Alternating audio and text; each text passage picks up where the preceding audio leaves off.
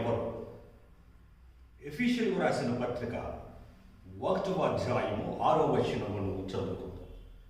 జగత్తు పునాది వేయబడక మునిపే ప్రేమ చేత ఆయన క్రీస్తులో మనలను ఏర్పరచుకున్నాడు. ఈ జగత్తు పునాది వేయబడక మునిపే దేవుని యొక్క ప్రణాళికలో మనమంతా ఉన్నాము. ఆయన చిత్తములో మనమంతా ఉన్నాము. We were in the plan of Almighty. Amen. Hallelujah. ఎఫెసీయులకు రాసిన పత్రిక 1వ అధ్యాయము 11వ వచనమును చదువుకుందాం. మరియు క్రీస్తునందు ముందుగా నిరీక్షించిన మనము తన మహిమకు కీర్తి కలుగు చేయవలనని దేవుడు తన చిత్త ప్రకారమైన సంకల్పమును బట్టి మనలను ముందుగా నిర్ణయించి ఆయన యందు స్వాస్థ్యముగా ఏర్పరిచాడు. ఆయన తన చిత్తానుసారంగా చేసిన నిర్ణయము చెప్పున సమస్త కార్యములను జరిగించుచున్నాడు. జగత్తు పునాది వేయబడక మునుపే మనము దేవుని యొక్క ప్రణాళికలో మనం ఉన్నాం. ఇప్పుడు ఆయన చిత్తానుసారముగా ఆయన స్వాస్థ్యము అయినటువంటి మనము ఈ భూమి మీదకి వస్తున్నాం.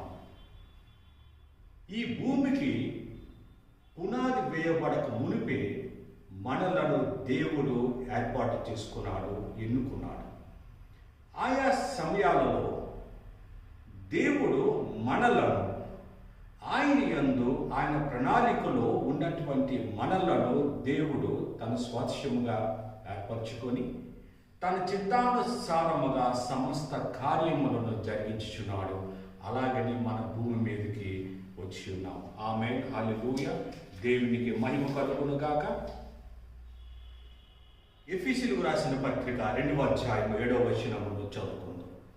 క్రీస్తు యేసు నందు మనలను ఆయనతో కూడా లేపి పరలోకమందు ఆయనతో కూడా కూర్చుండబెట్టాడు. ఆమేన్. హల్లెలూయా.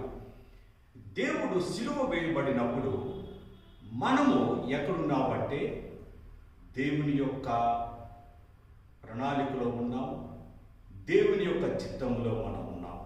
అందుకనే మనము కూడా ఆయన చిత్తంలో ఉన్నాము కనుక, ఆయన ప్రణాళికలో ఉన్నాము కనుక మనం కూడా దేవుడు ప్రభు అయిన క్రీస్తు సిలువ వేయబడినప్పుడు ఆయనతో మనం కూడా సిలువ వేయబడ్డాం.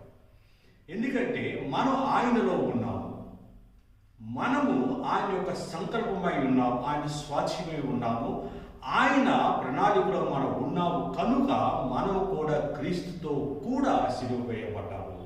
తర్వాత క్రీస్తు యేసునందు మనలను ఆయనతో కూడా లేపి పరలోకమందు ఆయనతో కూడా కూర్చుండబెట్టు.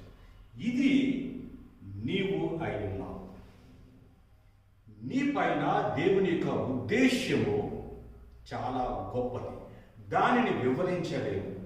నేను ఎవరు అన్నటువంటి ప్రశ్నకు జవాబు నీవు క్రీస్తు బిడ్డవు, నీవు క్రీస్తు సంబంధమే, నీవు క్రీస్తు స్వాస్థ్యమై ఉన్నావు.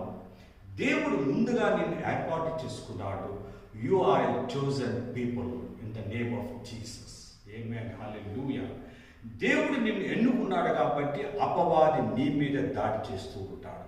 నేను క్రీస్తు స్వాస్థ్యమును, నేను క్రీస్తు చిత్తములో ఉన్నాను, జగత్ పునాది వేయబడక మునిపే దేవుడు నన్ను ఎన్నుకున్నాడు, దేవుడు నన్ను ఏర్పాటు చేసుకున్నాడు అని నీవు ఒక నిశ్చయతతో వచ్చినప్పుడు నీవు దేవుని వైపే చూస్తావు. దేవుని సంకల్పము నీ మీద పనిచేస్తుంది, దేవుని యొక్క ఉద్దేశములు నీ మీద పనిచేస్తాయి, దేవుని యొక్క ఆలోచనలు నీ మీద పనిచేస్తాయి. ఎందుకంటే నీవు ఒక సత్యము తెలిసింది, నీవు దేవుని యొక్క స్వాస్థ్యము, దేవుడు ఎన్నుకొనబడినటువంటి జనాంగము. దేవునికి మహిమ కలుగును కాక. ఒక్కసారి ఈ సత్యమును గమనించినప్పుడు, నీవు తెలుసుకున్నప్పుడు నీవు క్రీస్తును వెంబడించగలవు, క్రీస్తును కలిగి జీవించగలవు. నేను ఎవరు అన్నటువంటి ప్రశ్నకు నీవు క్రీస్తు సంబంధిని. దేవుడు నిన్ను ఎన్నుకున్నాడు, నీవు క్రీస్తు ద్వారా ఎన్నుకొనబడిన వారవాటి సత్యము నీవు గ్రహించాలి. ప్రభు వాక్యమును నీ జీవితంలో దీవించిన గాక. ఆమేన్.